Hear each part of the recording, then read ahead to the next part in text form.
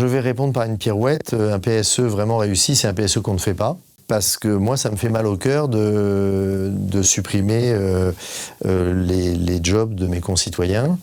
Et j'ai toujours le réflexe d'essayer d'éviter ça. Je peux vous raconter un PSE qui s'est bien passé.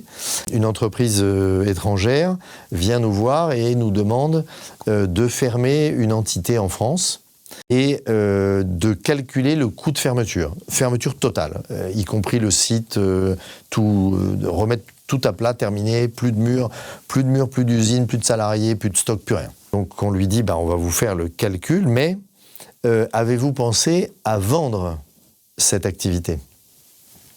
C'est aujourd'hui obligatoire depuis la loi Florange, quand on va fermer complètement une activité, d'aller chercher un repreneur.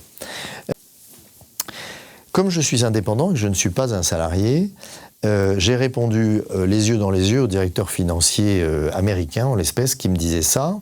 Je lui ai dit, même si ça ne vous plaît pas, je vais quand même chercher cette possibilité-là, parce que, en premier lieu, vous m'appelez comme avocat, mais je réagis aussi en premier lieu comme citoyen français, et ça me dérange de fermer une usine sans chercher de façon sérieuse à savoir si quelqu'un d'autre serait capable de la faire tourner. Vous n'y arrivez pas, mais peut-être est-ce en raison du fait que vous êtes un groupe mondial, que vous êtes dans une situation avec des exigences particulières qui ne seraient pas celles d'un repreneur local, d'une PME française que ça intéresserait, que sais-je. Et donc en parallèle de ce que m'a demandé ce groupe, j'ai mené, en discutant non plus avec le directeur financier qui était très bouché, mais avec le président Europe de ce groupe, et qui lui était d'accord sur le principe parce que ça le dérangeait quand même un peu de fermer l'entité.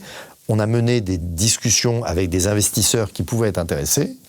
Et le résultat des courses, c'est qu'au lieu de licencier 220 personnes, et de fermer une usine qui était le plus gros employeur du coin, on était vraiment au milieu de la France, eh bien, nous avons vendu l'activité à un petit groupe qui était très intéressé à la reprendre et qui a conservé 90% des salariés et l'usine tourne toujours, parce que sur l'autoroute, en passant de temps en temps, je la vois.